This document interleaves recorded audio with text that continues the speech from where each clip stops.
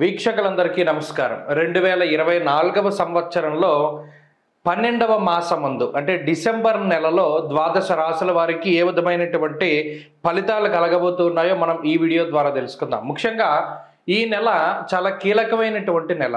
ఈ నెలలో పెద్ద చెప్పుకోదగ్గటువంటి గ్రహ మార్పులేవి కూడా మనకి కనబడడం లేదు. ఒక్క 16వ తారీఖు నాడు మాత్రమే వృశ్చికంలో ఉండేటువంటి రవి ధనురాశిలోకి వెళ్తారు. దీన్నే ధనుర్మాసము అంటారు.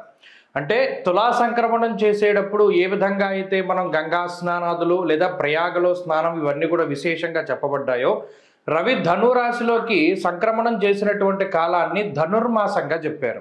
ఈ ధనుర్మాసంలో తిరుప్పావై చదువుతారు. విష్ణువుకి అతి ప్రీతికరమైనటువంటి మాసము మార్గశిర మాసము అంటారు. మాసేవ మార్గశీర్షోహం అంటూ ఉన్నది భగవద్గీత. భగవంతుడికి అత్యంత ఇష్టమైనటువంటిది. అలాగే ఈ ధనుర్మాసంలోనే మార్గశిర మాసంలోనే గీతా జయంతి వస్తుంది. ఏకాదశికి పౌర్ణానికి ఏమో దత్త జయంతి వస్తుంది.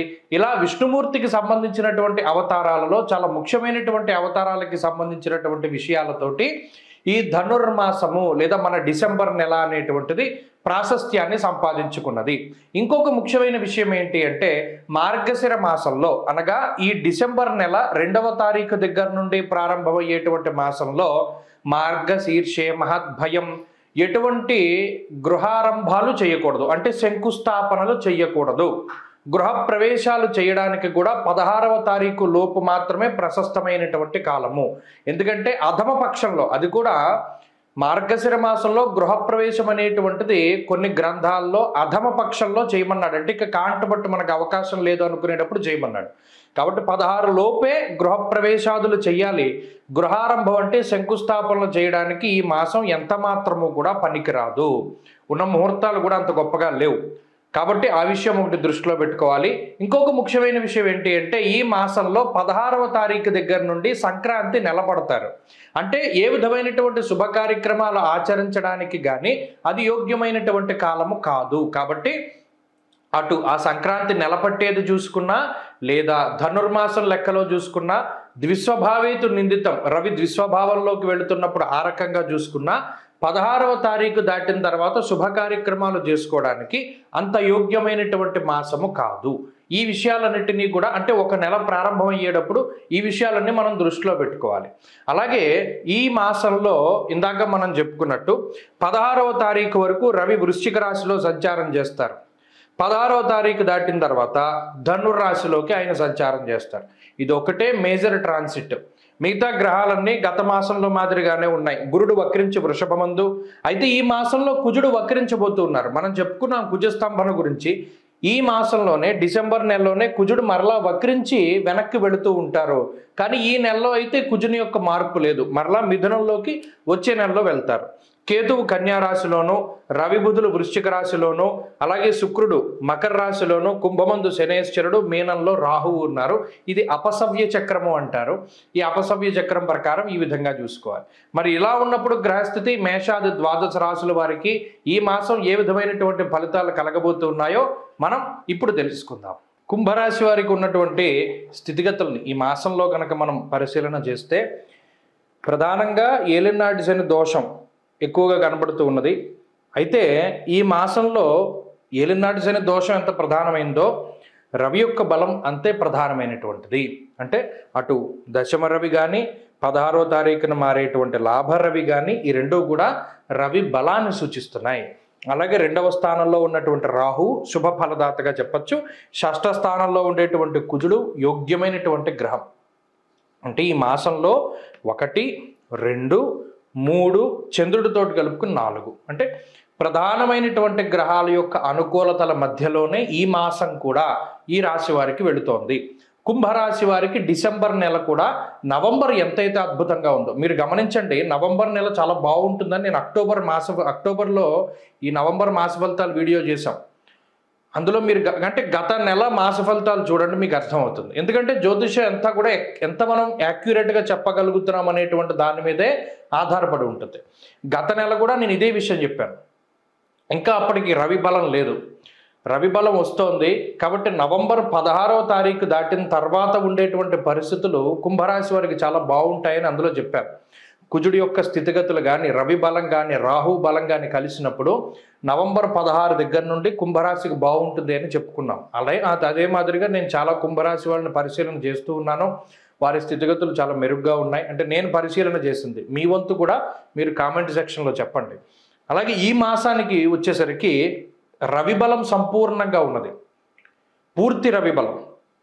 అలాగే రాహు యొక్క బలం, కుజుడి యొక్క బలం, చంద్రుడి యొక్క బలం. శుక్రుడు వ్యయస్థానంలో ఉండడం పెద్ద దోషమేం కాదు.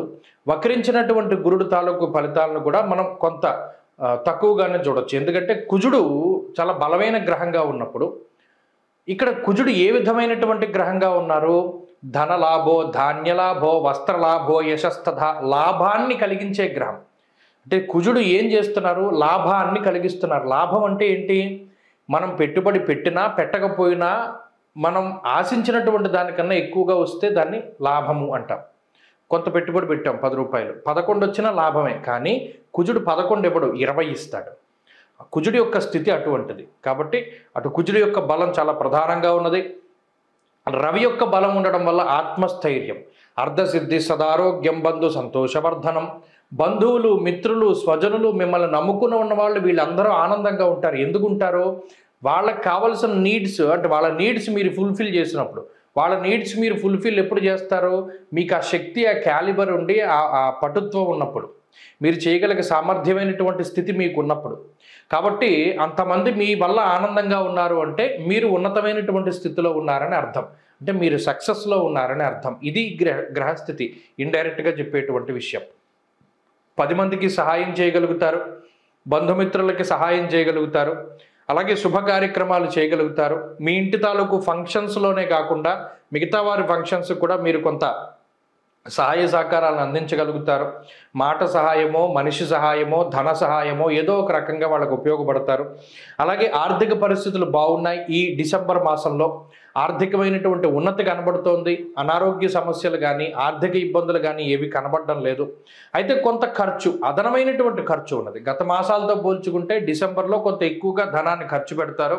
అయితే అది ఒకటి ట్రావెలింగ్ పర్పస్ అయినా అయి ఉండొచ్చు, లేదా ఏదైనా గృహోపకరణాలు, ఇంటికి సంబంధించినటువంటి లగ్జరియస్ ఐటమ్స్ కొనుగోలు చేయడం, గోల్డ్, వాహనాలు, ఇళ్ళు, స్థలాలు, ఇటువంటి వాటిని కొనుగోలు చేయడం, లేదా వేరే దేశానికి రావడం, ఇక్కడ నుండి వేరే దేశానికి వెళ్ళడం, దాని తాలూకు ట్రావెలింగ్ ఛార్జెస్ ఏవైనా ఇవ్వచ్చు. అది కొద్దిగా మిస్ ఎక్స్పెన్స్ కొద్దిగా ఎక్కువగా ఉంటుంది ఈ మాసంలో మినహాయించి. మిగతా ఏ విధమైనటువంటి ఇబ్బందులు లేవు.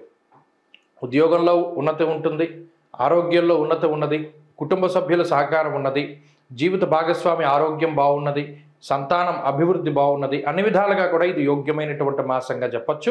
ఈ మాసంలో మరింత అనుకూలమైనటువంటి ఫలితాలు సాధించాలి అంటే ఒకటి క్రమశిక్షణ కావాలి. ఏలినాటి శనిలో క్రమశిక్షణ చాలా ముఖ్యం. రెండవది, ఏ పని వాయిదా వేసుకోకూడదు. శనేశ్వరుడు వాయిదా వేసుకునేలా చేస్తారు. ఇంకొకటి, 3 ముఖ్యమైనటువంటి విషయం ఏంటి అంటే స్వయంకృతాపరాధం చేయకూడదు. తేజో హానిర్మతిర్భ్రంశో మనఃపీడా భయం తదా. ఎప్పుడూ వ్యసనాల వైపు, జోదాల వైపు వెళ్ళకూడదు. అలా వెళితే ఇబ్బంది పడిపోతారు. ఈ 3 పాటించి చక్కగా మీరు నడుచుకోగలిగితే ఈ మాసం బాగుంది. అలాగే దైవికంగా చేయవలసింది ఆంజనేయ ఆరాధన, పరమేశ్వరుడి యొక్క ఆరాధన, అవి క్రమం తప్పకుండా చేయండి. ఆరుద్ర